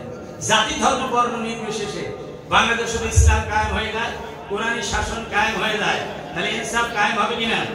ওমর রাদিয়াল্লাহু তাআলার যুগে, ওসমানের যুগে, আলীর যুগে, খোলাফায়ে রাশিদিনের যুগে, রাসূলের যুগে যেরকম বিচার ব্যবস্থা ছিল, সেই রকম বিচার ব্যবস্থা কায়েম বাংলাদেশে হবে যদি কোরআনী শাসন হয়। এরকম বিচার আপনারা চান কিনা? কারা কারা চান? দুহাত তুলে আল্লাহকে দেখায় দেন। নারায়ে তাকবীর, আল্লাহ কোরআনের আলো, আল্লাহ হাদিসের আলো। সকলে হাত নামান। কোরআনী শাসন কায়েম হলে কারো ক্ষুব্ধ হওয়ার, কারো রাগ করার কোনো কারণ আছে? কোরআন কোন দলের? ভালো করে বলবেন, বুঝতে বলেন। কোরআন কোন দলের? হাদিস কোন দলের? কার? তা আল্লাহটা যদি চালু হয়, তা আপনার অখুশি হওয়ার কারণটা কি? বুঝতে পারলাম না। আপনি কেন অখুশি হচ্ছেন? আপনি কেন এর বিরুদ্ধে বলেন? ঠিক কিনা? কারো বিরুদ্ধে বলার সুযোগ আপনি কোরআনের বিরুদ্ধে বলবেন, আল্লাহর বিরুদ্ধে বলা হবে। আল্লাহু মুতিম্মু নূরিহি ওয়ালাউ কারিহাল কাফিরুন। আল্লাহ পাক বলেন, আল্লাহর নূরকে পূর্ণতা দেবে কে? আরো জোরে কে? মুখে ফুৎকার দিয়া উড়াই দিবে। পাগলের মাথা খারাপ হয়েছে?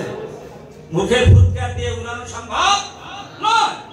সুতরাং কোরআনের বিরুদ্ধে কারো জন্য শোভনীয় নয়। কোরআন এটা কারো বাপের না, কারো দলের না, কোন গোষ্ঠীর না, সবার। আমার আপনার, এ দলের সে দলের সবাই। আপনার দলে রাখেন নাই কেন কোরআন? বলে আমি তো কোরআনের কথা বলি, কেন রাখেন নাই? কোরআন তো আল্লাহ। আল্লাহর কোরআনে কি বাজে কথা বলা হয়েছে? সেখানে মানবতার কথা নাই, সেখানে স্বাধীনতার কথা নাই, সেখানে নারী স্বাধীনতার কথা নাই, আছে কিনা? শ্রমিকের কথা নাই। তাহলে সেই কোরআনের কথা কেন বলেন? কেন রাখেন না আপনার মনোবিশ্বাসী সেই কোরআন? তাহলে তো সবাই আমরা এক হয়ে যেতে পারি। ঠিক না আমার বন্ধুগণ?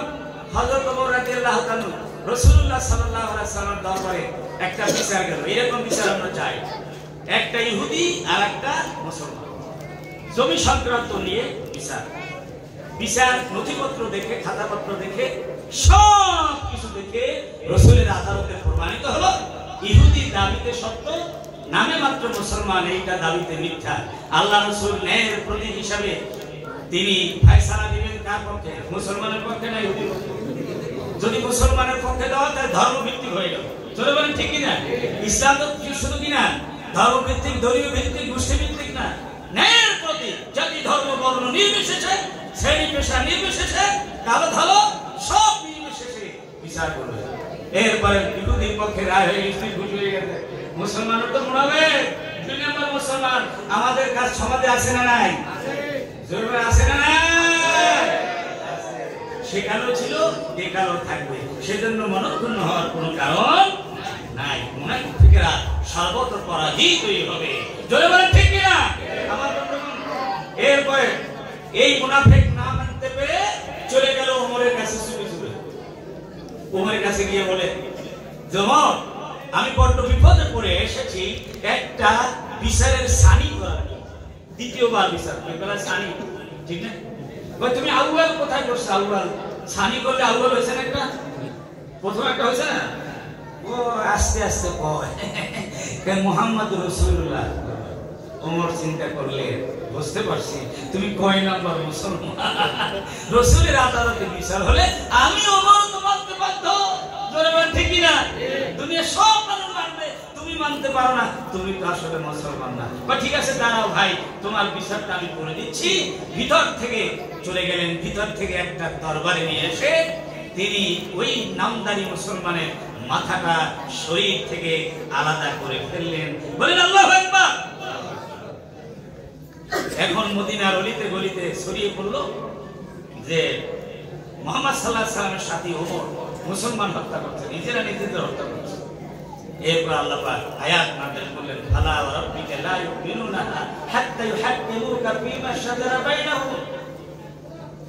আল্লাহ পাক বলেন তোমার রবের কসম, যে ব্যক্তি তুমি বিচার ফয়সালা করার পরে সে অন্তরের অন্তঃস্থল থেকে মেনে নিতে পারে না, তার অন্তরের ভিতরে সংশয় থেকে যায়, সে কখনো মুসলমান হতে। সুতরাং ওমর মুসলমান হত্যা করে নাই, মুনাফিক হত্যা করেছে, সত্য কাজটা করেছে। জোরে বলেন আল্লাহু আকবার। এরকম ন্যায় বিচার আমরা চাই কিনা? এই ন্যায় বিচার দিতে পারে একমাত্র আল কোরআন। সংসদে আল কোরআন নিয়ে যেতে হবে। জোরে বলেন ঠিক কিনা? মুসলমান দুহাত তুলে দেখান, আল কোরআনের আলো সর্বত্র যান, আল কোরআন দিয়ে আলোকিত করতে হবে। নবী করিম সাল্লাল্লাহু আলাইহি ওয়াসাল্লাম সব মানুষের কল্যাণ কামনাই তার ছিল আগমন। তিনি সকলের কল্যাণকামী বন্ধু ছিলেন। নবী করিম সাল্লাল্লাহু আলাইহি ওয়াসাল্লাম বলেছেন, আমি দ্রুত শেষ করে দেব, আদ-দীনুন নসিহা।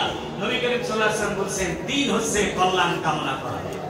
ইন্না দীনা ইনদাল ইসলাম, এই দ্বীন কল্যাণ কামনা, সকলের জন্য কল্যাণ কামনা করে, কার জন্য কল্যাণ কামনা করে না। এই জন্য রাসূলুল্লাহ সাল্লাল্লাহু আলাইহি ওয়াসাল্লাম সর্বশ্রেণীর মানুষের জন্য কল্যাণকামী ছিলেন। রাসূলুল্লাহ সাল্লাল্লাহু আলাইহি ওয়াসাল্লাম ছিলেন কোমল রহমতের নবী, দুস্থ মানবতার প্রতি তার ছিল দরদ। সমাজে অনেক অসহায় মানুষ আছে, দাস দাসী, ঋণগ্রস্ত মানুষ, অসুস্থ মানুষ, বিপদগ্রস্ত মানুষ, এতিম মানুষ, বিধবা মানুষ, এই সমস্ত মানুষের সাহায্য সহযোগিতায় রাসূলুল্লাহ সাল্লাল্লাহু আলাইহি ওয়াসাল্লাম তিনি অগ্রণী ভূমিকা পালন করেছেন। আল্লাহ রাসূল বলেছেন, লা ইয়ারহামুল্লাহু মান লা ইয়ারহামুন নাস, যে মানুষের উপর দয়া করে না, আল্লাহ তার উপরে কি করেন না? দয়া করেন না। নবী করিম সাল্লাল্লাহু আলাইহি ওয়াসাল্লাম বলেছেন, আমাদের সমাজে অনেক মানুষ আছে, 2-3টা বাচ্চা নিয়ে এরকম অনেক মানুষ মারা যায়, অল্প বয়সে মারা যায়। ওই স্ত্রীটা, মাটা 2-3টা বাচ্চা নিয়ে সমাজে অনেক কষ্ট করে বাবা। এরকম অনেক বিধবা আছে না নাই? আছে না নাই? কিন্তু সমাজে বিত্তশালী মানুষ, মানবিক মানুষ যারা আছে, মানবতার কারণে, মানবিকতার কারণে আল্লাহ সাহায্য পাওয়ার জন্য, নবীর সুন্নাত আদায়ের জন্য ওই বিধবা মহিলা সকলের সাহায্য করা উচিত।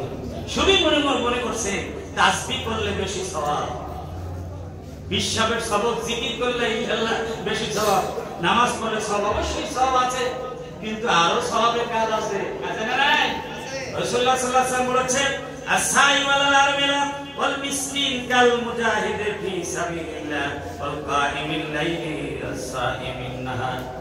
আল্লাহ নবী বলেন, কোন ব্যক্তি যদি কোন বিধবার সাহায্যে এগিয়ে যায়, কোন মিসকিন অসহায় ব্যক্তির সাহায্যে এগিয়ে যায়, আল্লাহর রাস্তায় দিন প্রতিষ্ঠার আন্দোলনে যোগ দিয়ে যে টাকা পয়সা, অর্থ সম্পদ, শ্রম ব্যয় করে অনেক কষ্ট করে সেই মুজাহিদ যে সওয়াব পাবে, ওই রকম সওয়াব তার আমলনামায় আল্লাহ পাক লিখে দেন।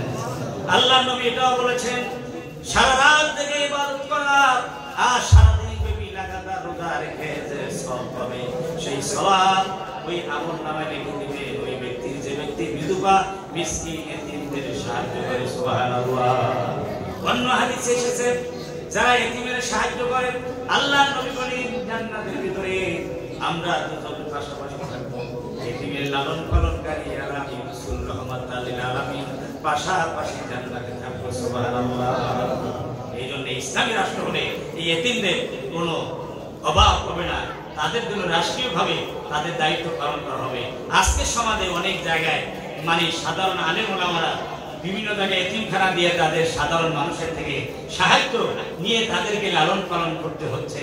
তারপর অনেক জায়গায় অনেক এতিম কষ্ট পায়। আর ইসলামী রাষ্ট্র কায়েম হলে এই এতিম মিসকিন অসহায় বিধবাদের আলাদা করে রাষ্ট্রীয়ভাবে তাদেরকে মানে কি করা হবে, মানে প্রতিষ্ঠিত করা হবে, এবার রাষ্ট্রীয়ভাবে তাদের লালন পালন করা হবে। সুবহানাল্লাহ। এমন একটা কল্যাণ রাষ্ট্র আমরা চাই না? ধরে বলেন চাই কিনা? সবার সঙ্গে সদাচরণের উত্তম নমুনা হলো বিশ্বনবী। স্ত্রী, শিশু, চাকর চাকরানী, আত্মীয় স্বজন, প্রতিবেশী সবার সুখে সাথে সবার সাথে মধুর ব্যবহার করতেন। স্ত্রীদের সাথে খুনসুটি করতেন। আল্লাহ নবী স্ত্রীদের সাথে খুনসুটি করতেন। হযরত আয়েশা রাদিয়াল্লাহু তাআলা এক বালতি থেকে পানি নিয়ে গোসল করতেন দুইজনে মত পড়াই পড়াই। সুবহানাল্লাহ। আমার বন্ধুগণ, একসাথে খেতে বসতেন, গোশতের এক টুকরা আয়েশা যেখানে চিবাতেন সেখান থেকে নিয়ে অর্ধেকটা আবার রাসূল চিবাই দিতেন। সুবহানাল্লাহ। আমার বন্ধুগণ, অনেক সময় স্ত্রীদেরকে নিয়ে রাতের বেলা দৌড়ের প্রতিযোগিতা করতেন, অনেক সময় অভিমান করতেন, তারাও অভিমান করতেন। এবার অনেক সময় তাদের সাথে এ ধরনের কৌতুক করতেন যেগুলি বুদ্ধিভিত্তিক এবং শিক্ষণীয়। এইভাবে রাসূলুল্লাহ সাল্লাল্লাহু আলাইহি ওয়াসাল্লাম বলেছেন যে তোমরা স্ত্রীকে সেইভাবে খাবার দাবার দাও, পোশাক পরিচ্ছদ দাও, ঘুমাবার জায়গা দাও, যেভাবে তোমরা নিজেদের জন্য নিয়োজিত রাখছো। এইভাবে চাকর চাকরানির সাথে ভালো ব্যবহার করতে হবে, আত্মীয় স্বজনের হক আদায় করতে হবে। আপনি কি দীর্ঘদিন দুনিয়ায় বাঁচতে চান, লম্বা হায়াত চান? আপনি কি সম্মান চান, ইজ্জত চান? তাহলে আজই আত্মীয় স্বজনের হক আদায় করার চেষ্টা করুন। অতিথি যা করছেন তা ভুলে যান, এখন থেকে ভালো ব্যবহার করুন। বলবেন যে আমার এমন কিছু আত্মীয় আছে যারা আমি ভালো ব্যবহার করার পরেও তারা খারাপ ব্যবহার করে। আছেন এরকম? আছে কিনা? আপনি শুধু সব সময় ভালো ব্যবহার করেন, তারা কিন্তু উল্টাটা করে। রাসূলুল্লাহ সাল্লাল্লাহু আলাইহি ওয়াসাল্লাম বলছেন যে তুমি ভালো ব্যবহার করে যাও যেন তাদের মুখে তুমি ছাই মারলে। সুবহানাল্লাহ। এর দ্বারা দুনিয়ায় সুখ্যাতি, সুনাম সুখ্যাতি বাড়বে, রিজিক বৃদ্ধি হবে, হায়াত বৃদ্ধি হবে, ঈমানের সাথে তোমার মৃত্যু বরণ হবে। জোরে বলেন আল্লাহু আকবার। আমার ভাইরা, প্রতিবেশীদের হক আদায় করতে হবে। প্রতিবেশী আত্মীয় থাকে, অনাত্মীয় থাকে, মুসলমান থাকে, অমুসলমান থাকে, সব ধরনের প্রতিবেশীদের অধিকার আছে না নাই? আল্লাহ রাসূল বলেছেন, বিবিরা ও আমার সাহাবীরা, তোমরা যখন খানা দানা পাক করবে তরকারিতে একটু বেশি ঝোল দিও, পানি দিও, যাতে করে তরকারির পরিমাণ বেশি হয়, আর একটু খানে তোমার প্রতিবেশীদের ঘরের জন্য পাঠাতে পারো। সুবহানাল্লাহ বলেন। কারণ তোমার সুস্বাদু খাবার ঘ্রাণটা বাতাসে তোমার প্রতিবেশীদের ঘরে নিয়ে গিয়েছে, আর তাদের ছোট্ট ছোট্ট বাচ্চারা বলছে, মা আমার আন্টির ঘরে, আমার খালাম্মার ঘরে আজ খুব সুন্দর ভাগ হয়েছে। ঠিকই না? প্রতিবেশীর সাথে যদি ভালো সম্পর্ক থাকে তখন বাচ্চাকে কি বলে জানেন? যে এই বুসিকা বুঝাইয়া একটু অপেক্ষা কর, তোর মানে শাশি কিছুক্ষণের মধ্যে তোর লাগে নিয়ে আসবো। বলে ঠিক না? আর যদি খারাপ সম্পর্ক থাকে কি বলে? এইটা হলো দোয়া। এইটা কি? আর যদি খারাপ সম্পর্ক থাকে তখন বলবে এই চুপ, ছাই পাকাচ্ছে, ওর থেকে বন্ধ হচ্ছে। ঠিক না? এইটা হলো বদ্ধ। কারণ প্রতিবেশীর সাথে সুসম্পর্ক নাই, প্রতিবেশীর হক আছে, পরিবারের সদস্যদের মতোই তার হক আদায় করে দেওয়া উচিত। আমার ভাইরা, এমনকি আল্লাহ রাসূল পশু পাখির হকের প্রতি তিনি কি রাখছেন? খেয়াল রাখছেন। মানুষ তো রাখছেনই, পশু পাখির প্রতিও কি তিনি কি রাখছেন? খেয়াল রাখছেন। অনেক ঘটনা হাদিসের ভিতরে আছে, একটি ঘটনা শোনাই, শোনাবো ইনশাআল্লাহ। ঘটনা হলো যে মদিনার বাজারে এক কসাই একটা ছাগল জবাই দেওয়ার জন্য নিয়ে গেলেন। কসাইয়ের কাজটা কি? ছাগল গরু জবাই দিয়ে গোশত বিক্রি করে। এখন ওই ছাগলটা তার হাত থেকে ছুটে গেল, ছুটে গিয়ে সে দৌড়াচ্ছে, আর ওই কসাইও তার পিছনে ঠিক দৌড়াচ্ছে। দৌড়াইতে শেষ পর্যন্ত ওই কসাই বিশ্বনবীর কাছে গিয়ে হাজির। এখন চুপ করে বসে আছে, হাঁপাই বসে। আর অনেকক্ষণ পর ওই লোকটা হাঁপাইতে গিয়া বিশ্বনবীর দরবারে গেল, দেখছে ছাগল নিশ্চিন্তে বসে আছে। সুবহানাল্লাহ। এখন ওই বেটা চিন্তা করছে, এখন আল্লাহর নবীর দরবার থেকে তো তাকে নেওয়ার কোনো সম্ভাবনা নাই। আল্লাহ নবীকে সালাম দিয়ে বললেন, ইয়া রাসূলুল্লাহ, ইয়া হাবিবাল্লাহ, আপনি বুঝতেই পারছেন আমি একজন পেশায় কসাই, আমি প্রতিদিনের মতো আজকেও আমি এই খাসিটাকে জবাই দিয়ে বাজারে গোশত বিক্রয় করে যা কিছু লাভ বাণিজ্য পাই আমার স্ত্রী পুত্রের জন্য খাবারের ব্যবস্থা করব। কিন্তু হঠাৎ করে আমার হাত থেকে ছুটে এই খাসিটা পালিয়ে আপনার দরবারে হাজির হলো। এখন সিদ্ধান্ত আপনার, আমি তো কিছুই বলতে পারছি না। নবীজি ওই খাসিটাকে কাছে ডেকে তার কানে কানে কি যেন বলে দিলেন, আর বললেন, ও কসাই, এবারে তোমার খাসি নিয়ে চলে যাবে, তোমার পালাবে না। খাসি চলে যাচ্ছে, ওই কসাইয়ের সাথে আলতো আলতো করে তার শরীর ঘেসে ঘেসে একটু লাফাচ্ছে, আবার আলতো ভাবে আবার দৌড়াচ্ছে। খাসি তো তার সাথে চলে যাচ্ছে, কিন্তু প্রশ্ন থেকে গেল কসাইয়ের মনে। কসাই বললেন, ইয়া রাসূলুল্লাহ, কিছুই বুঝতে পারলাম না যে খাসিটাকে আমি দৌড়ে ধরতে পারি না, জীবনের ভয়ে পালালো, আমার হাত থেকে চলে গেল।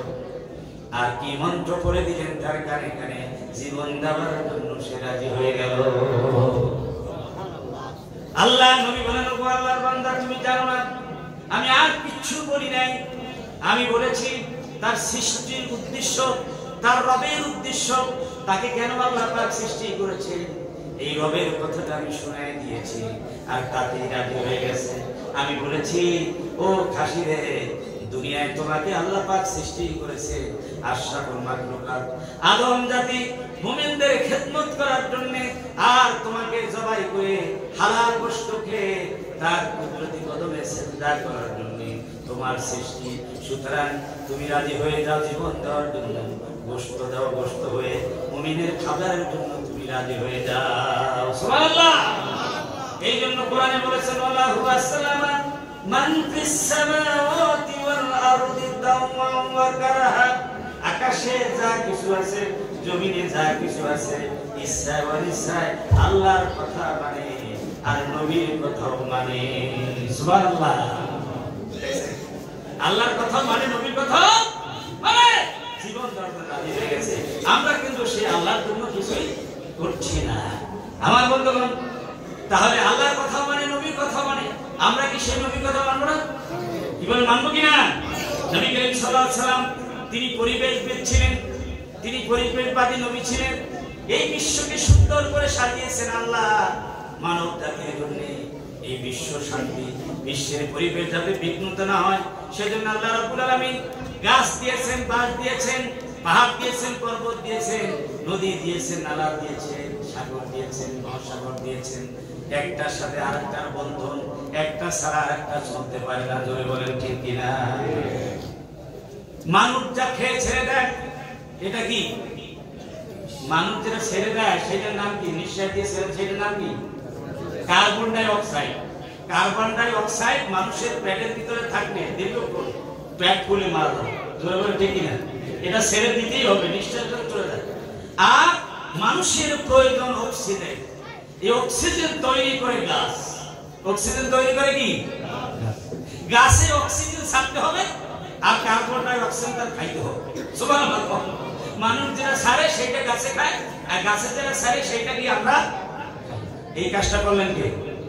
জোরে বলেন কে? আরে তালিমটা দিলেন কে? বিশ্ব নবী জনাব মুহাম্মদ রাসূলুল্লাহ সাল্লাল্লাহু আলাইহি ওয়াসাল্লাম। নবীজি বলেছেন, মা মিন মুসলিমিন ইয়াকনিসু গারসান ইল্লা কানা মা উকিলা মিনহু লাহু সাদাকাতুন। কোন মুসলমান যদি কোনো কিছু বপন করে, তা গাছ রোপণ করে, তার থেকে যদি কেউ খায়, কোনো মানুষ খায়, এমনকি পশু পাখি খায়, সেটা সদকা হয়ে যায়। ওমা সুরিকা মিনহু লাহু সাদাকাতুন, এমনকি যদি চুরিও হয়ে যায় সেটাও সদকায় রূপান্তরিত হয়ে যায়। সুবহানাল্লাহ। গাছ না লাগাইলে পরিবেশ বাঁচবে না, ঠিক না? গাছ লাগান, পরিবেশ বাঁচান, অমুক নাম দিয়ে রাখছে। আর অমুকের স্লোগান না, এটা তো বিশ্ব নবী জনাব মুহাম্মদ রাসূলুল্লাহ সাল্লাল্লাহু আলাইহি ওয়াসাল্লামের স্লোগান। জোরে বলেন ঠিক কি না? অমুক তমুকের স্লোগান না, গাছ লাগানোর স্লোগান কার? বিশ্ব নবী, বিশ্ব পরিবেশবিদ জনাব মুহাম্মদ রাসূলুল্লাহ সাল্লাল্লাহু আলাইহি ওয়াসাল্লাম। গাছ লাগান তো, আমার মা বোনেরা বেশি বেশি গাছ লাগায়, সিজনাল গাছ, ঠিক কি না? এই গাছ লাগাবেন, পরিবেশ বাঁচাবেন। একটা হাদিসের ভিতরে আসছে, ইন কানাত আলা আহাদিকুম আল কিয়ামাহ ওয়া ফি ইয়াদিহি ফাসিলাতুন ফালিয়াগরিসা। কিয়ামত অনুষ্ঠিত হওয়ার বাকি মাত্র কয়েক সেকেন্ড আছে, কয়েক মিনিট আছে বা 2 মিনিট আছে। এরপরে সিংহে ফুক দেওয়া হবে, আর কেউ কোনো কাজ করার সুযোগ পাবে না। এতটুকু সময় আছে যে হাতে একটা চারা গাছ আছে, সেই গাছটা রোপণ করবেন, এতটুকু সময় পাবে, রোপণ করে এক ফোঁটা পানি দিবেন, এরপরে কিয়ামত হয়ে যাবে। এই সময়টুকু পেলেও ওই যদি হাতে যদি চারা গাছটা থাকে দেয়, সেই গাছটা লাগানোর জন্য নির্দেশ দিয়েছেন কে? বিশ্বনবী জনাব মুহাম্মদ রাসূলুল্লাহ। চিন্তা করছেন কতটা পরিবেশ সুরক্ষার জন্য আল্লাহ রাসূল চিন্তা করছেন। সেই নবীর সুন্নাহ যদি কায়েম হয় সমাজে, রাষ্ট্রে, তাহলে শান্তি আসবে না। পাগলও তো ওটা বলবে না, জোরে বলেন ঠিক কি না? আমার বন্ধুগণ, তাহলে পরিবেশ সুরক্ষার জন্য চাই ইসলাম, চাই রাসূলের সুন্নাহ। শিল্প সংস্কৃতির ক্ষেত্রে রাসূলের ভূমিকা রয়েছে। বর্তমানে শিল্প সংস্কৃতি নামে অশ্লীলতা, বাহাপনাকে এবং নগ্নতাকে সভ্যতা বলে চালিয়ে দেওয়া হচ্ছে। গান, গজল, নগ্নতা, ড্যান্স ম্যাচ, এগুলোকে বলা হচ্ছে শিল্পকলা। যারা বলে ঠিক না, আসলে শিল্পের নামে নগ্নতা চালিয়ে অসভ্যতাকেই চাঙ্গা করা হচ্ছে। যারা বলে ঠিক না, মুসলমান সমাজে। কিন্তু আল্লাহ রাসূল এই সৌন্দর্য প্রিয়তাকে ভালো এবং উত্তম বিষয়ের সাথে জুড়ে দিয়েছেন। আল্লাহ রাসূল বলেছেন, ইন্নাল্লাহা জামিলুন ইউহিব্বুল জামাল। আল্লাহ হচ্ছে সুন্দর, তিনি সুন্দরকে পছন্দ করেন। সুন্দর প্রিয়তা আল্লাহ পাকের একটা বৈশিষ্ট্য। আল্লাহ রাসূল বলেছেন, ইকরাউল কোরআন বিদুহুনিল আরব। তোমাকে আল্লাহ পাক সুন্দর কণ্ঠ দিয়েছে, এই কণ্ঠ দিয়ে তুমি আল্লাহর কোরআন পড়ো না। সুবহানাল্লাহ। ঘ্যাঙ্গো ঘ্যাঙ্গো সারে গামা পাতা নিশা মামা গালু বললে কোনো সওয়াব পাওয়া যাবে? কথা বলে না, সওয়াব পাওয়া যাবে? এই যে আমাদের আশেপাশে অনেক মাদ্রাসা হয়েছে, চাকরি মাদ্রাসা হয়েছে, বোরকানি মাদ্রাসা, অনেক এলাকা আমাদের হুজুর একটা মাদ্রাসা দিয়েছে, ঠিক না? এই সমস্ত মাদ্রাসায় কোরআন পড়া হয়। এই কোরআন কার কালাম? জোরবান কার কালাম? যে ব্যক্তি সুন্দর কণ্ঠে কোরআন পড়ে না, আল্লাহ নবী বলেছেন ফালাইসা মিন্না, সে আমার উম্মত। সুন্দর কণ্ঠ দিয়ে ঘ্যাঙ্গর ঘ্যাঙ্গো সারে গালা পাতা নিশা মানু খানু না বলে আল্লাহর কোরআন পড়তে হবে, আল্লাহর জিকির করতে হবে। এটাই হচ্ছে রাসূলের বড় শিল্প, বড় সংস্কৃতি। জয় বলেন আল্লাহু আকবার। আমার ভাইরা, রাসূলুল্লাহ সাল্লাল্লাহু আলাইহি ওয়াসাল্লামের কবিতাও ভালোবাসতেন, কবিদের জন্য দোয়া করতেন, হাসান ইবনে সাবিতের জন্য দোয়া করেছেন। আমার বন্ধুগণ, রাসূলুল্লাহ সাল্লাল্লাহু আলাইহি ওয়াসাল্লাম বিবাহ শাদীর ভিতরে কিছু কি দিয়েছেন, সাথ দিয়েছেন। রাসূল পাক সাল্লাল্লাহু আলাইহি ওয়াসাল্লামের একটি ঘটনা আছে যে মুআজ বিন আফরার কন্যা রাবিয়ার বিয়েতে তাদের ঘরে গিয়ে বরের বিছানায় আল্লাহ রাসূল বসে পড়েছেন। বলেন আল্লাহু আকবার। অনেকে আছে না বিয়ে শাদীতে গিয়ে তারপরে বরের সাথে সঙ্গ দেয়, আছে না?